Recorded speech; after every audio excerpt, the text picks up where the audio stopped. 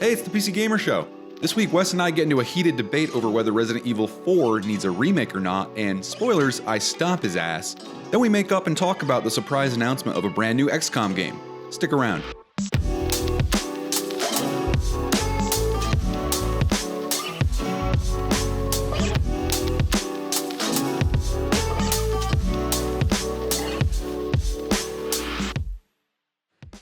Hey there, and welcome back to the PC Gamer Show, a safe haven from reality, which is real and happening right now, I'm sorry, where we discuss the unreality of simulated worlds rendered on a personal computer to keep us sated and distracted until we are all consumed by a brilliant celestial fire or despair.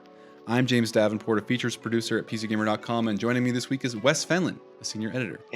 Hey, it's been a while since I was on the show, and I didn't know that we just got a new subtitle there. Can you just rattle that off again for me so that I'm in the right headspace? A new subtitle? The PC Gamer Show, whatever the hell you just said.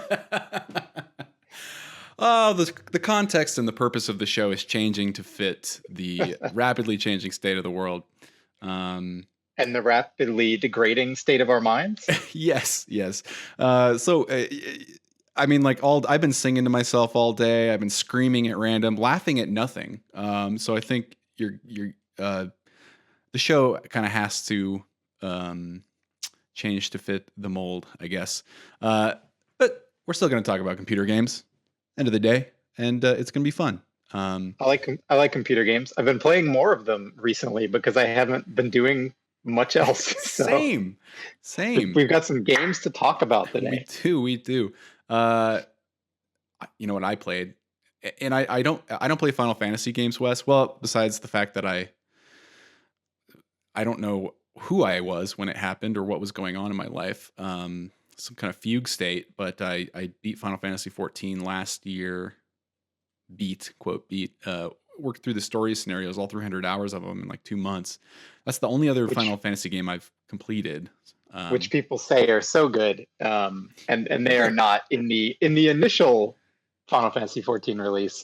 I will not, since Steven isn't here to defend it, I won't talk trash about the last couple expansions, which people say are great, but they're pretty darn good. It's a good anime. They're pretty good. Okay, it's a good anime. All right. But I sprinted through the Final Fantasy 7 Remake, I've played the first original game. Something like 5 years ago, I tried to beat it and got kind of bored. It's the kind of thing I think best experienced in a time at an age. That game is very profound when you're 16, and then you play it again later. And it didn't help that the translation in the original was a real mess, right? Yeah. And it doesn't come off as profound when you're in your 20s or 30s. It just feels kind of like nonsense. But I think it's still a really fun game. Yeah. I haven't played the remake yet, though. I think the setting is fantastic and all that stuff. But I powered through the remake just because I have time to play things that I don't normally play. 30-hour RPGs. Yeah. And I finished that. And when it inevitably releases on PC, it's going to be an interesting discussion or debate, and I'm sure it's happening now among console folks, whether or not it's worth playing if you have any attachment to the original game. And my takeaway, having no attachment to the original game, is a big resounding no. Not worth playing if you have no attachment, period. Fucking gore. It's going to look so good on PC. And I'm sure the people who see these environments rendered in this fantastic, way, the scope blown out. It's fucking crazy to me. They took the first 5 hours of the original game and made it 30, 40. 5 sounds about right. Yeah. Don't quite get it, but I thought the game sucked ass. But yeah. I'm glad if people like it. There's your little hot take, a little preview of the discourse we're gonna have on the computer site. Final Fantasy 7 Remake sucked ass. We'll let you review it. Put that on the box. We'll give it a 40, and everyone will carpet bomb your house or something. It is fun. The only other Final Fantasy game I've tried. We didn't plan on talking about this, but I feel like I have to talk to someone about this. And you're a Final Fantasy kind of expert. I have played many of them. Yes. And Steven's really enjoying it. He played the old game back when, so he has he's a sucker though. Let's be real. Yeah, but this is like Final Fantasy 13 again. It's so weird how linear this game is. I don't. Ugh. It's so weird. It's so I'm weird. I'm sure it is better in some ways, though. I imagine. It is at least like I think it is visually fantastic, and I think it is a very good like Disney park ride through these environments. There's like no straying from the track really, but I yeah. can accept that. I think that is where Final Fantasy games are at this point. Maybe one day we'll get another one like 12 that is just a masterful adventure game that gives you a lot of empowerment to decide how you play it. But I don't expect that to be the norm for this series, probably ever. They are going to be the roller coaster rides. You know, they're going to be the lavishly produced, I guess not so much roller coaster as, a Disney theme park ride with just incredible attention to detail, almost so much so that you forget you're on rails every once in a while, but you actually are. And I think it's a great nostalgia trip for those people who are, who are ready for a revisit of that setting. So anyway, that's my quick hot take. I didn't expect to spit out. I guess Wes, you've been playing anything interesting? You're kind of on a junky laptop, so you can't. Yeah, I'm on a laptop at the moment, but I'm away from my desktop PC. I'm sheltering in a different place currently. But when I was at home, I was playing a lot of XCOM 2, and we'll be talking about that in a little bit with Chimera Squad getting announced. Been just recently been playing a lot more on my Switch, so I've been playing Animal Crossing, which we won't get into, but also kind of XCOM adjacent, the Mario and Rabbids Kingdom Battle game. That's fun. Which is, I've just really been in a tactics game mood, and I'm going to be reviewing Gears Tactics for the site really soon because that's out at the end of April. So with that coming up, I was kind of just like, all right, I'm going to be away from XCOM for a few days. This Mario and Rabbids game is on sale. I'm going to just pick that up because I had played a little bit of it a couple years ago when it came out. I didn't own it myself. But it's a really fun twist on the XCOM formula. And it's nowhere near as deep, but it's actually it's deeper than you would expect. Like, it has really fun skill trees for the characters.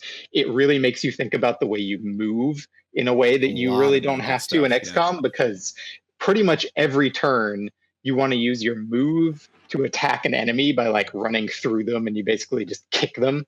And then you can also jump off of your teammates to get like extra distance. So you're like crossing the map back and forth at kind of a crazy pace, using it to do damage and to position yourself.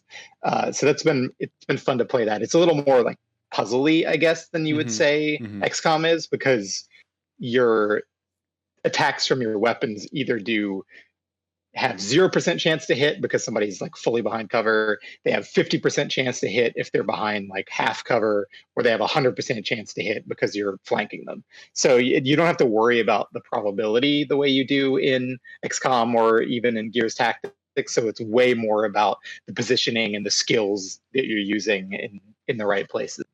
But it feels so much like a PC game to be a game with Mario in it, right? Well, cool.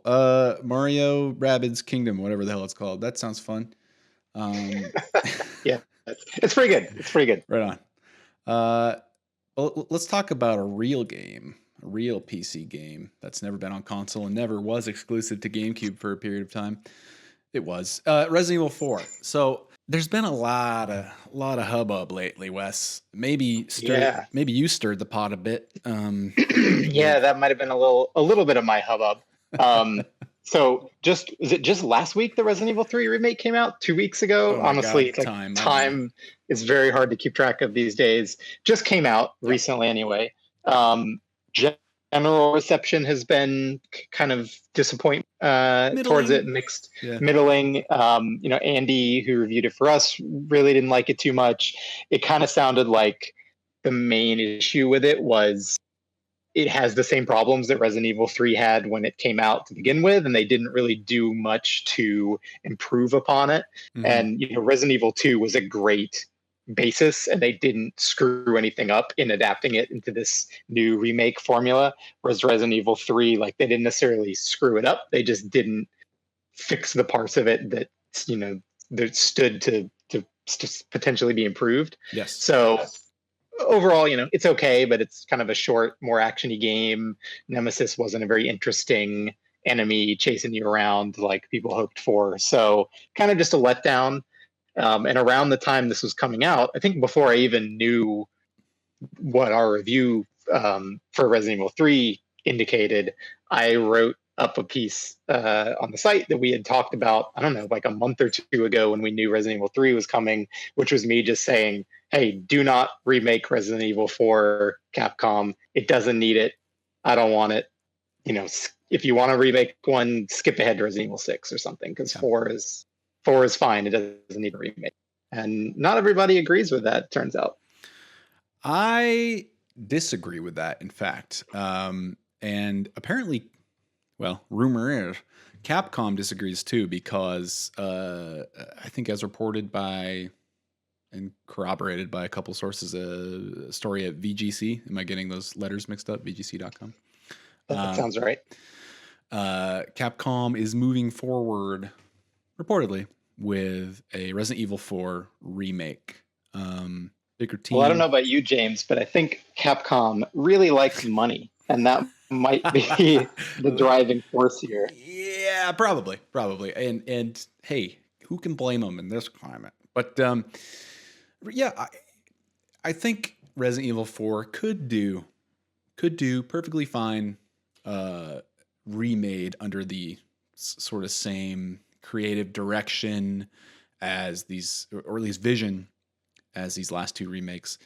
I want to do a little show how the sausage is made here, and just mention, before this podcast, James was talking big game about destroying me and my opinion here, and so far the best you've come up with is Resident Evil 4 could do perfectly fine as a remake. Well, it'd be all right.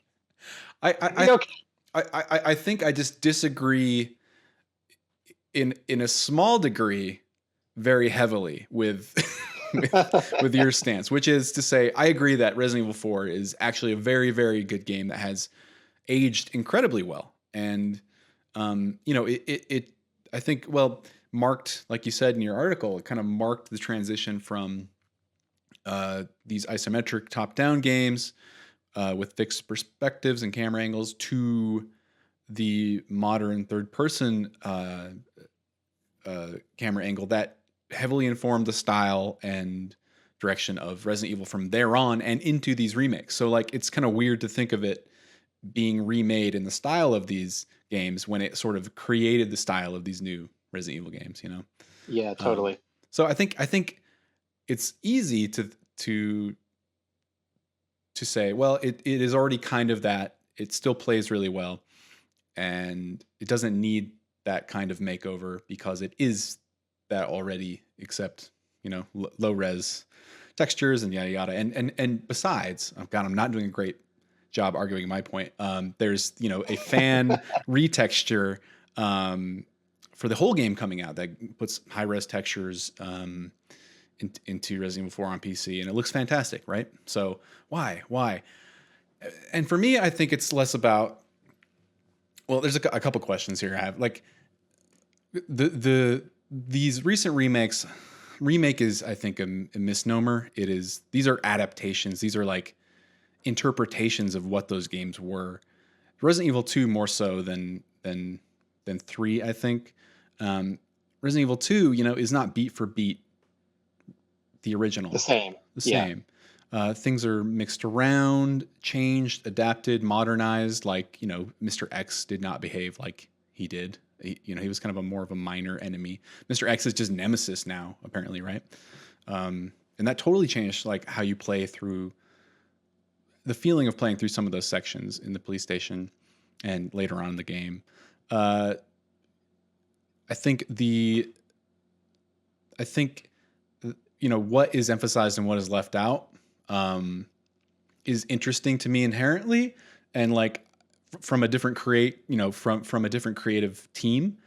I'm just inherently interested in seeing, with modern tech, with modern design considerations, what do the young folks, not necessarily young folks, what can they do with something sacred, and and how can they reinterpret it and like make that? To me is just inherently interesting. And Resident Evil 4 is lauded as, I think it's one of the best games of all time in my opinion, and highly influential. So that's like a very daunting task, right? I think this game Totally, yeah. it will be very easy to be disappointed by a Resident Evil 4 remake, but I'm also like incredibly curious. Like I want to see what, with new tech, how you can how you can take the feeling of running into the village for the first time, seeing like, a dozen villagers coming at you, and like having this sort of like, at the time, what felt like a whole village open to you, right, like dodge and run around and like kind of scrape by. That was like a very, very potent feeling. And I, like my brain goes to, I start imagining these, what if you juice the scale of these things, instead of like a dozen villagers, it's 24 villagers or more. And you have like kind of like an actual village-sized village to run through, multiple, like a dozen buildings. And, the scale there is like opens up so many possibilities to me, assuming that's, that's my creative vision. It's not necessarily what they imagine or what we'll see. But I think, if I'm a creative director and I'm looking back, especially with Resident Evil 2, and like the essence of that experience was like that isolation and quietude of that police station, and like breaking that up with these really like spare zombie encounters. Like it's the paced out so well, and getting like sort of unraveling a new space, like that slow sense of like unraveling a new space and getting to know it and mastering it is done really well in Resident Evil 2. And like the remake, I think, expands on that original vision and in its own cool way. And I really think Resident Evil 4, like there's room to like take that sense of being overwhelmed and overrun and constantly chased and hunted, and and to like really show the villagers' faces like in grotesque detail. Like I remember splitting apart with the Las Plagas sticking out of his head and shit. The horror of it can be really magnified. And I'm just thinking of like, seeing Jack for the first time in Resident Evil 7 and just seeing like the humanity in his face and like the detail. I don't expect to see that across a dozen villagers at once on the same screen, but I think, I don't know, you can really elevate what was there in an interesting way. So that's one of my points. Not sure. I think it's unlikely that if they're already working on this RE4 remake, I'm not really worried about it being bad, because they already have such a great game that they're basing it on. They, as long as they don't totally screw it up somehow, I think it'll be pretty good, maybe even great. But I do think just putting it in a new graphics engine, as much as that will amplify some, the presentation aspects of the horror of these enemy characters, I think that if they're not really deliberately and carefully changing lots of the little things that define the original game, they'll end up just highlighting the stuff that hasn't aged that well, unless they really go far in the way they improve it, right? I think it needs, like, for this to be worth millions of dollars and a couple years of many people's time to create, it needs to be significantly transformative in some way. And that's what we were talking about at the beginning, right? This remake of RE2 and RE3, you're turning them into a style of game that they were not before. And that was part of the reason to remake it.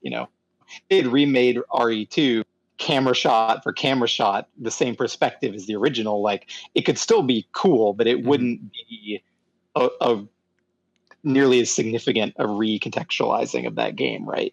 So for RE4, what are the things they're going to do to sufficiently transform it to make it feel like an interesting remake? If they added in like a whole campaign where you play as Ada instead of just like the couple side stories that she has. That would be really cool if they did something with Ashley's character so that she does more than like hide in dumpsters the whole game.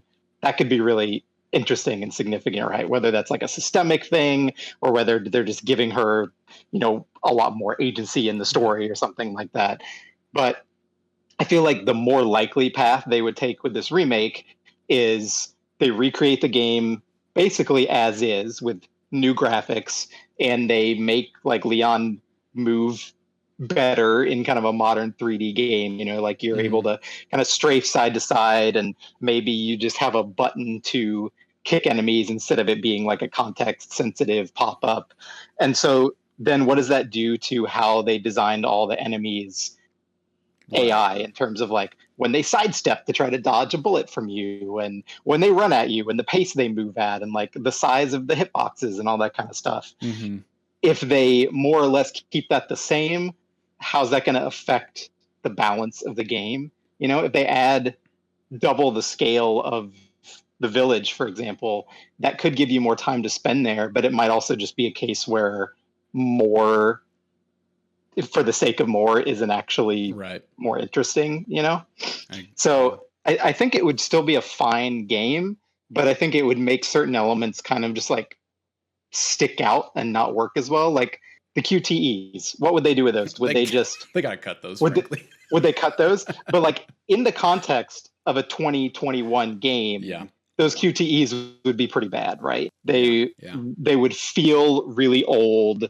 They wouldn't, I don't think they would fit in the context of a game that you're playing that looks like it was made 15 years ago, but still looks really good for its age.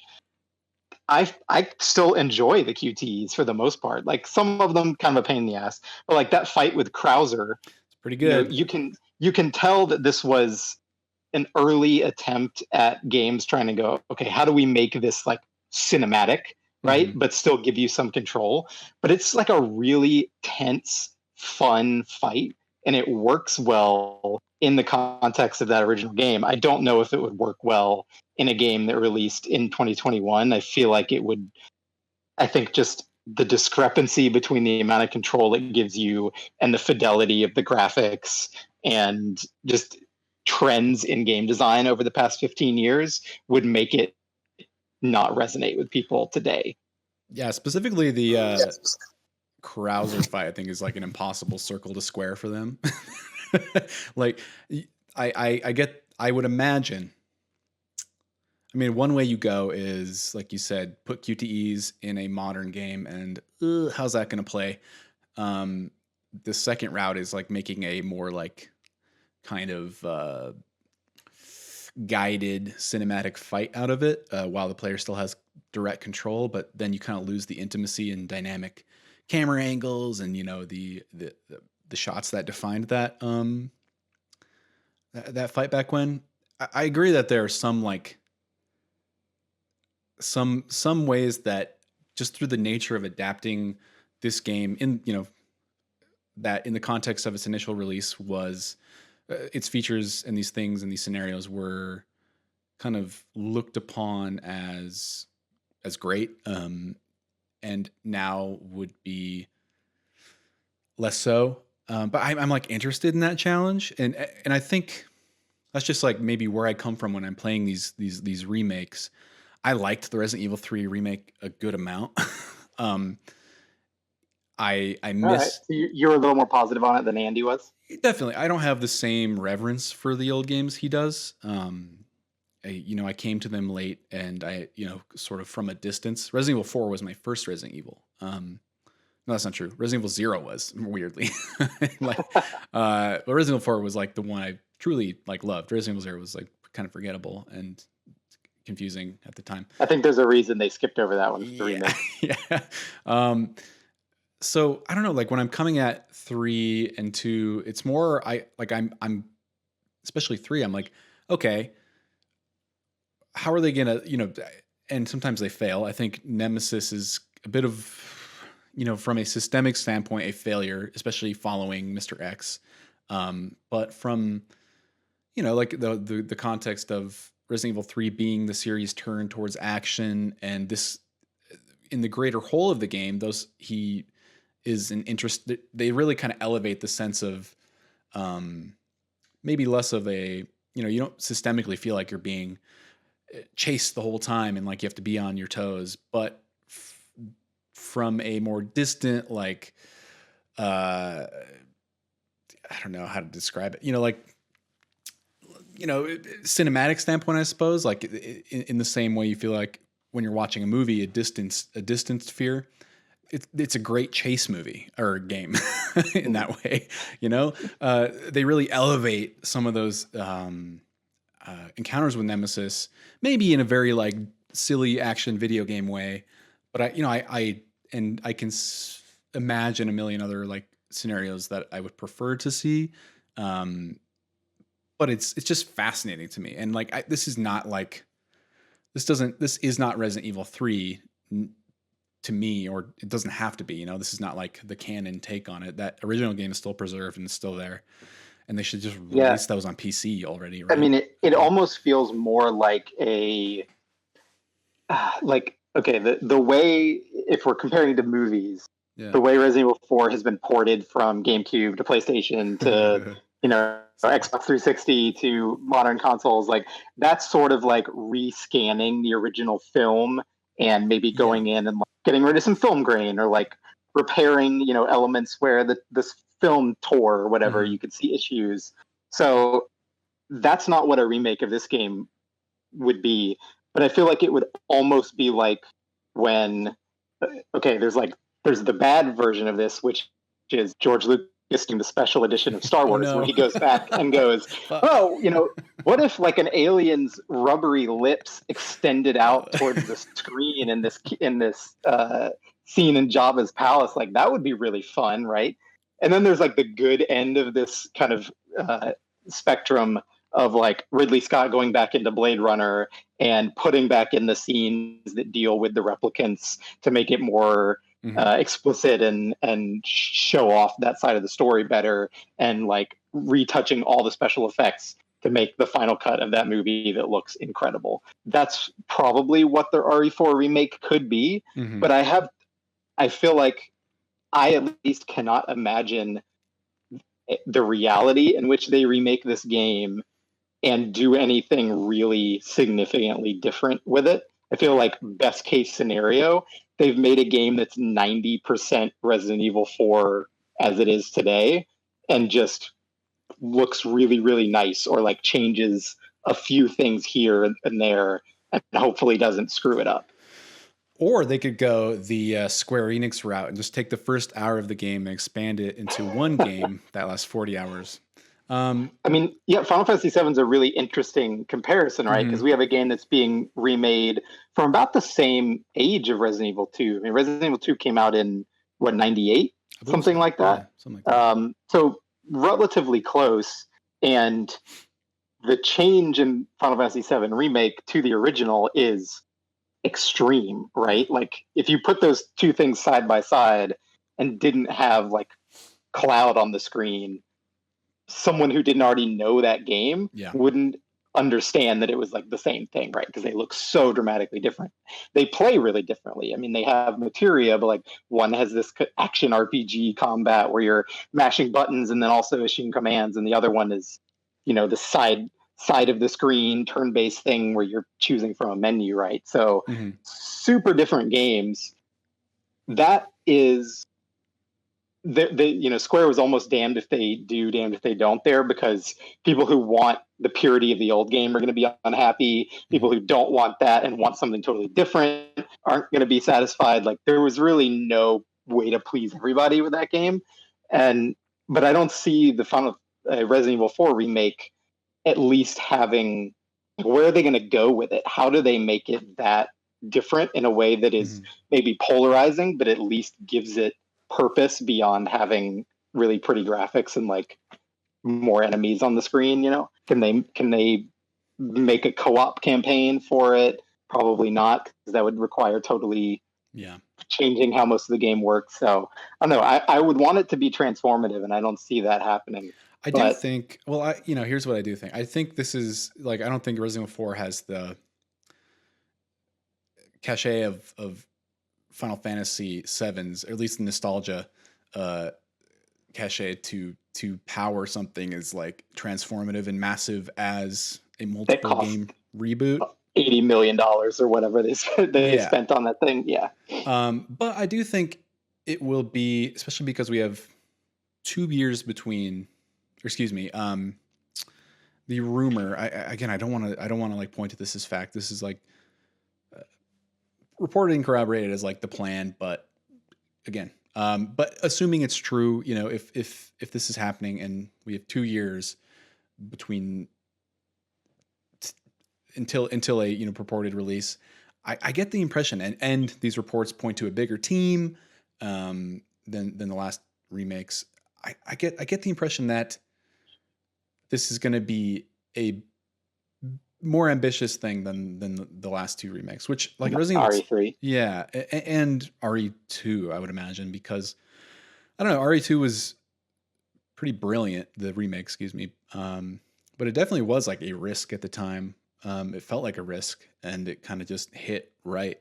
Resident Evil 3, you know, a bit of a stumbling block, but you know, like I think there's way more momentum behind a 4. It's fresher in people's minds. I think it has, you know, the steady, just I don't know, the way it's been mythologized over the last, like, gosh, fuck, when did this come out? Oh my God, like half my life ago. Fucking hell. I think it has momentum to become, I don't know what transformative is in a good way for Resident Evil 4, but I have a feeling this won't just be the 90% Resident Evil 4 with some cuts and alteration. This is going to be, you know, if it happens, I see some risks being taken with it, or surprises. Again, this is all conjecture, so it's kind of missing the point of whether it's right or not. And we can talk about. I just hope it doesn't turn out like that restored classical painting of Jesus, where you see the original face and then the like painted over Play-Doh face of someone trying to restore it. I don't think that'll actually happen. I'm exaggerating there. I think it'll be fine. I think is what'll happen.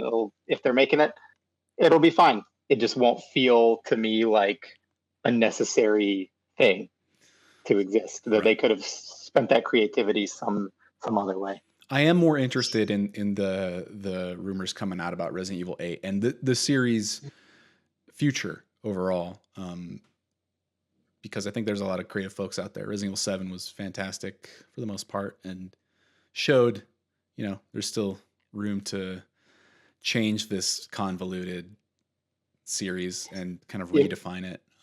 You know, I was going to say that if you compare this again to movies, it shows how young video games are as a medium, that like 15 years is enough time to pass for to take something that is already perfectly fine and go, let's remake that. And then I just thought about Spider-Man and the fact that in 2000 there was a Spider-Man movie. It was the biggest thing on the fucking planet. They had a couple sequels to that. And then in 2012, they rebooted it with Amazing Spider-Man with Andrew Garfield. Maybe not even 2012, maybe more recently than that. Honestly, I can't tell you. And then we've redone it again a third time. Good God. In the span of 20 years. So video games, you know, as much as you could point to the kind of commercialism of remaking a game that's only 15 years old, we're kind of just on par with Hollywood in that respect. Definitely. And I think you're only going to see more remakes as the years, more remakes than ever in the next, 20 years of video games. Ambitious remakes in the same vein as these Resident Evil games and Final Fantasy and so on and so forth. It's proving to be a trend, maybe one that has a necessarily slower pace than Hollywood. But you know what other game was a remake? What's that? XCOM. XCOM. And yeah, let's talk about XCOM in a sec. But first, let's take a quick break and listen to some music.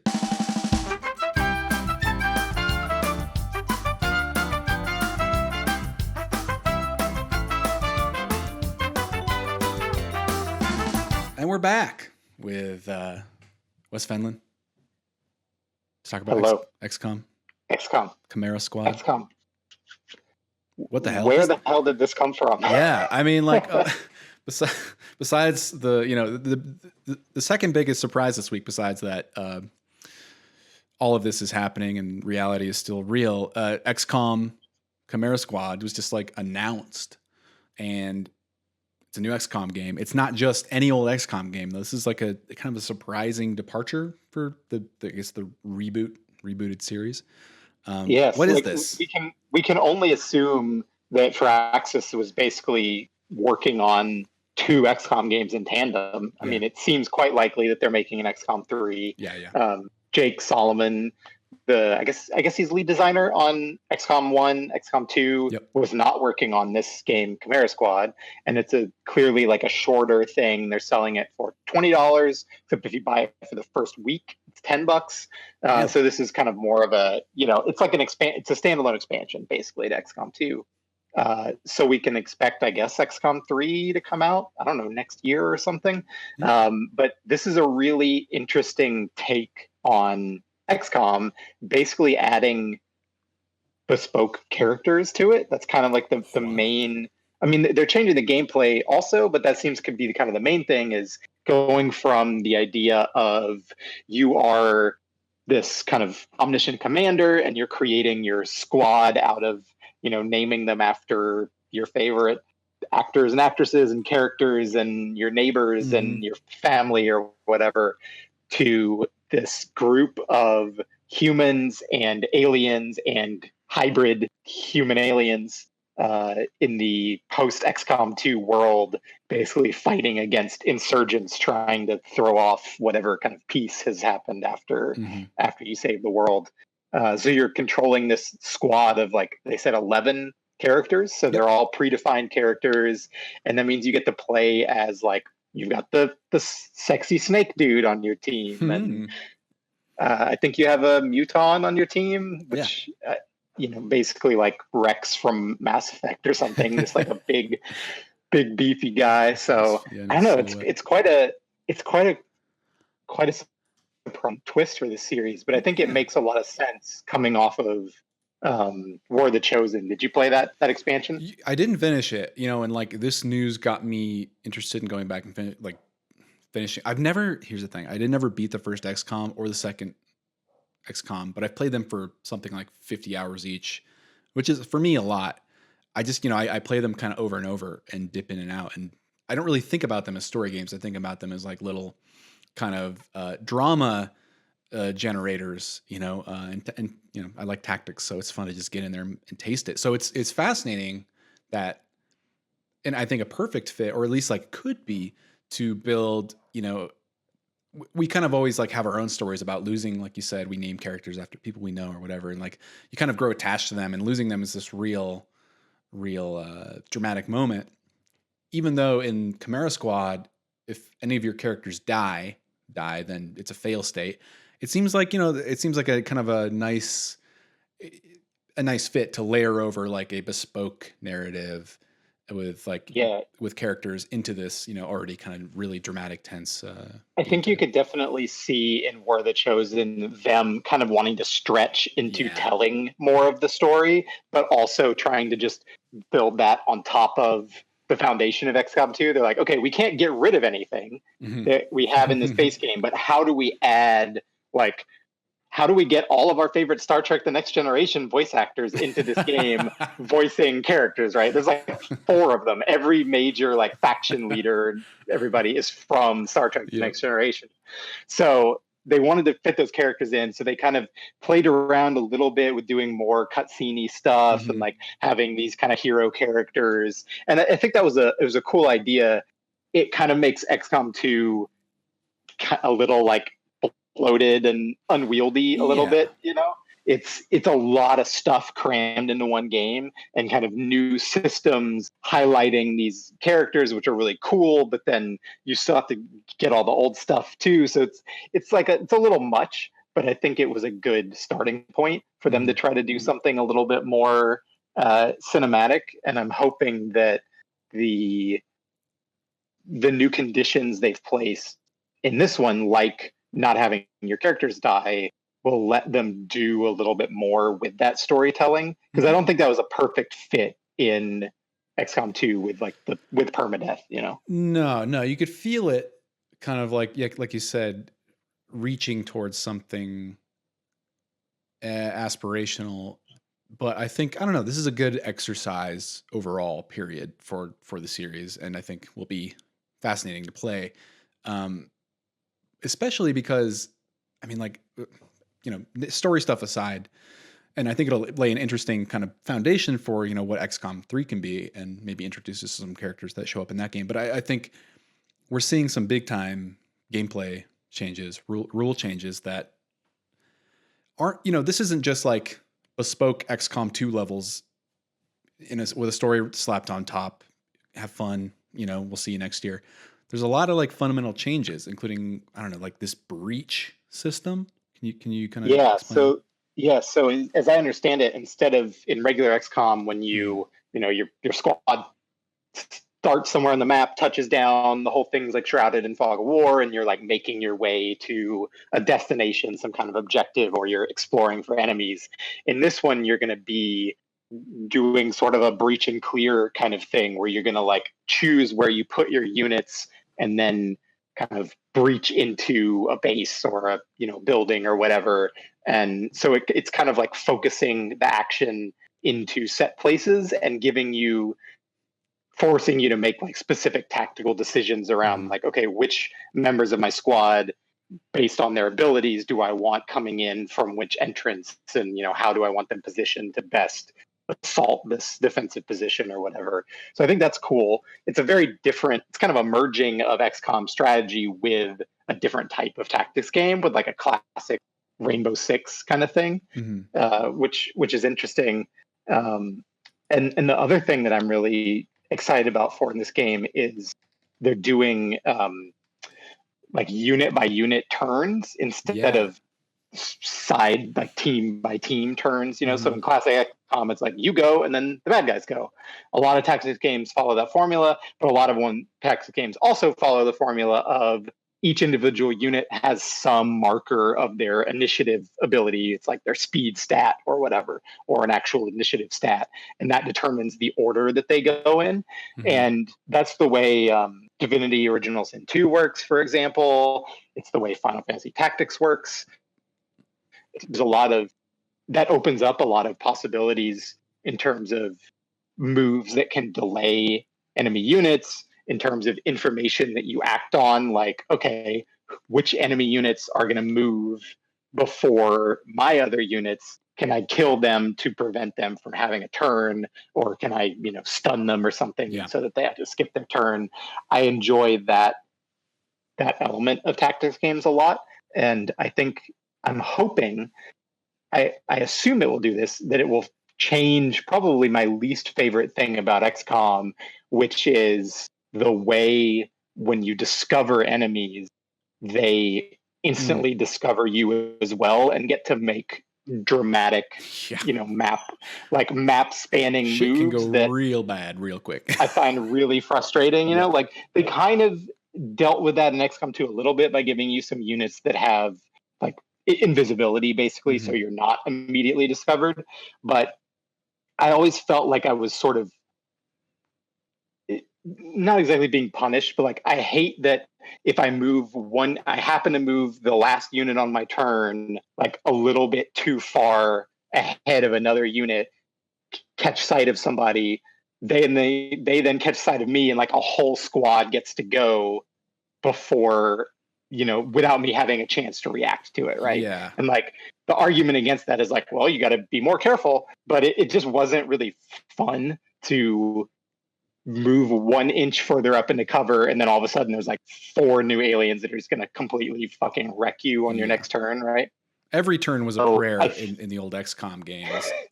Old, I call them old now, but this seems like it'll let you be a bit more reactive, and I dig that. It should be. I'm curious to see how that kind of articulates in a familiar kind of tactical setting.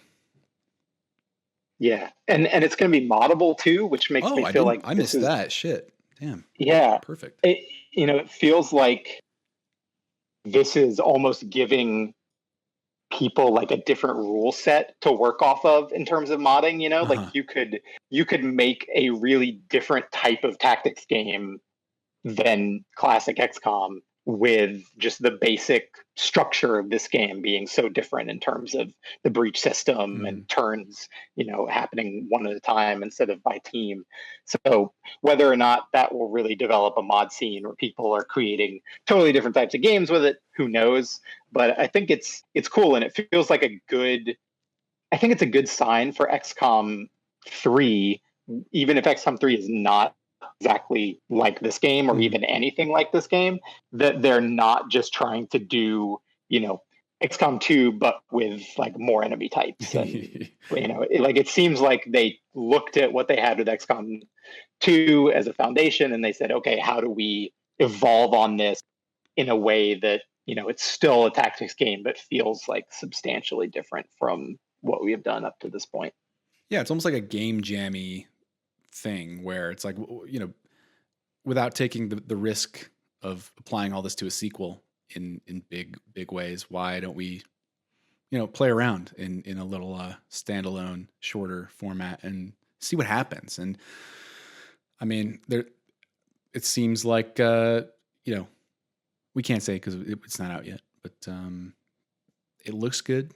I'm fascinated by the changes. And I'm kind of surprised with, as much as I like the XCOM and XCOM 2, with how relieved I feel about some of the changes. Like which ones? Oh, just the turn order, I think specifically. And I'm excited to see, you could play as the aliens in some of the multiplayer modes in XCOM 2, but I'm really curious to see like what more creative kind of out there unit types and movement types do in this setting, and specifically just built around the breaching. I don't know, like I'm really excited about just like inserting from each character into, rather than all like starting on one end of the map and doing that slow, like early game, just inching forward turn by turn.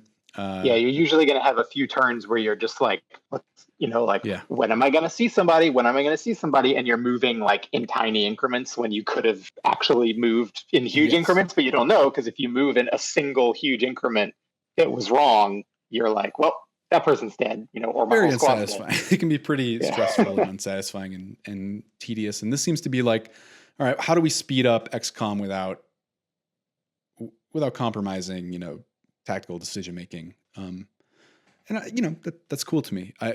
I still, I still hope to see XCOM 3 or whatever it is kind of riff on everything established in XCOM 2 and take that, don't get rid of it all.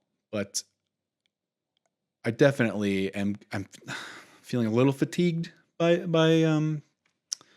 tactics overall, and I kind of want something else besides the XCOM sort of I don't say dictatorship. That's not right, but it's kind of like its influence is significant. Yeah, right? And to see this series that is so, the beginning of the show, we talked about Mario Rabbids, clearly XCOM influenced, Gears Tactics coming out 4 days after this.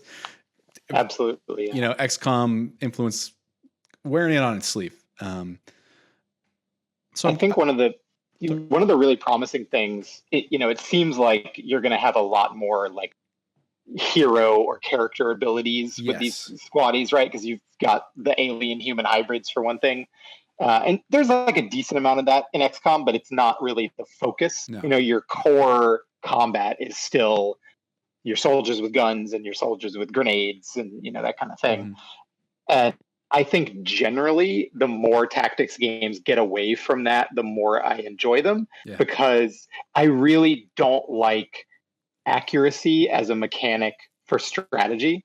There are cases where it's useful, but it's one reason I've always preferred like the Fire Emblem games kind of as a template for tactical combat over XCOM, really, is because, yeah, you'll have a chance of not hitting an enemy if they have way higher speed than you or something like that. Against somebody with your sword, you have like 100% or like a 90% chance to hit them. And the least fun way for your strategy to fail is to do everything right and have a 75% chance of landing a hit and then for it to just not work, right? And fun can come out of those scrambling, like, oh shit, I have to now come up with a new plan, right? Like there's definitely good qualities to that. But overall, I think I find it a lot more satisfying to come up with a plan based on the abilities at my disposal, execute on that plan, and feel rewarded for the cleverness of what I came up with and how I use the tools at my disposal. And I think if your game is built around giving all your characters these really interesting and unique powers that you have to use at the right time in the right way to kill your enemies, that is just generally a more satisfying tactical experience than, oh, you shot at a guy with 40% chance to hit and you hit it, like you win, congrats. It's like that's not my favorite. I agree. And I think that the this Alien is joining the force, we could see some that play basically like XCOM maybe looking at what the games it influenced and roping in some of that into future installments. Aliens could move like Mario in Rabbids Mushroom Kingdom, and we can see the genre kind of move forward as a whole. So God, that would be wild. Right? I'm just thinking about the mobility of that game in XCOM would be that would be intense. Maybe a little too intense, but you know what I'm saying. Totally. It's an exciting time for tactics, a potent time for tactics. Like it just kind of, I feel like there was we took a year or two off there, and now we have Surprise XCOM and Gears Tactics, which, based on your preview, is looking pretty damn good. So yeah, it's fun. I think it's going to be hard for people to choose which one to play if they don't play both, because I mean, these games you can spend a lot of time in them, right? I mean, you can play through a campaign 15 hours and be done with it, but you can also spend hundreds if you want to, if you really get into the system. So yeah, there's going to be a lot of tactical time spent on Steam in the next 6 months, I think.